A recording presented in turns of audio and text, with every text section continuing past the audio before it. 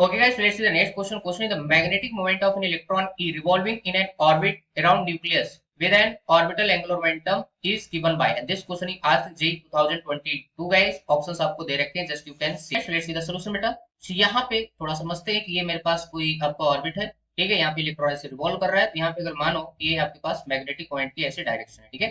सो हमारे पास जो magnetic moment आता है, आप मैग्नेटिक फील्ड में पढ़ते होंगे, म्यू इक्वल टू आई ए, ठीक है. अब वहां पे आप कॉइल वगैरह पढ़ते हो तो वहाँ पे नंबर ऑफ टर्न्स भी होते हैं तो मल्टीप्लाई करते हैं. यहाँ पे अपन सिंगल इलेक्ट्रॉन की वजह से अपन बात कर रहे हैं, तो mu equal to I into A. A क्या है? एरिया, ठीक है. सो आप यहाँ पे आई इंटू ए, ए बोले तो पाई आर स्क्वायर, मान लीजिए इसकी रेडियस वगैरह जो है इस ऑर्बिटल की आर दे रखा है, ठीक है. और आई आपके पास यहाँ पे क्या है? करंट होता है. आई इक्वल टू होता है आपके पास चार्ज पर यूनिट टाइम, ठीक है. ये हो जाएगा, ये वैल्यू यहाँ पे सब्स्टिट्यूट करो. सो हमारे पास यहाँ पे कितना हो जाएगा? मैं यहाँ पे लिख रहा हूँ म्यू इक्वल टू आई की जगह हम लिखेंगे Q divided by time period into pi r square. यहाँ पे म्यू इक्वल टू कितना हो जाएगा? Q divided by time period कितना होता है? 2 पाई बाई ओमेगा. ओमेगा आपको ऊपर चला जाएगा और यहाँ पे क्या है? पाई आर स्क्वायर. तो पाई ने पाई को मारा.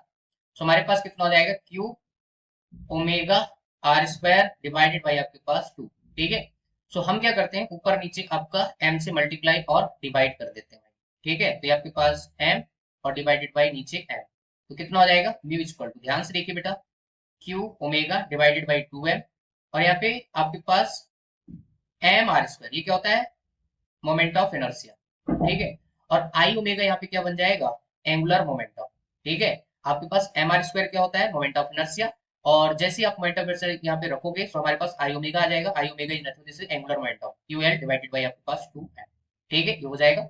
अब यहाँ पे थोड़ा वेक्टर टर्म में लिखना है. चार्ज ऑन इलेक्ट्रॉन कितना होता है? Minus C L vector divided by आपके पास यहाँ पे कितना हो जाएगा? 2m, ठीक है. तो इसको प्रूव करने की वैसे जरूरत नहीं थी, लेकिन फिर भी तुझे यहाँ पे बता दिया है, ठीक है. फार्मूला याद हो तो तू डायरेक्ट इसको कर सकता था, ठीक है. कई बार यहाँ पे ऐसे क्वेश्चन पूछते जाते हैं, ठीक है. कभी चार्ज आपको दे देगा और mu divided by angular momentum को क्या पूछेगा? रेशियो पूछेगा, mu by L Q divided by 2m, ठीक है. ये भी आपसे कई बार पूछ चुका है, ठीक है.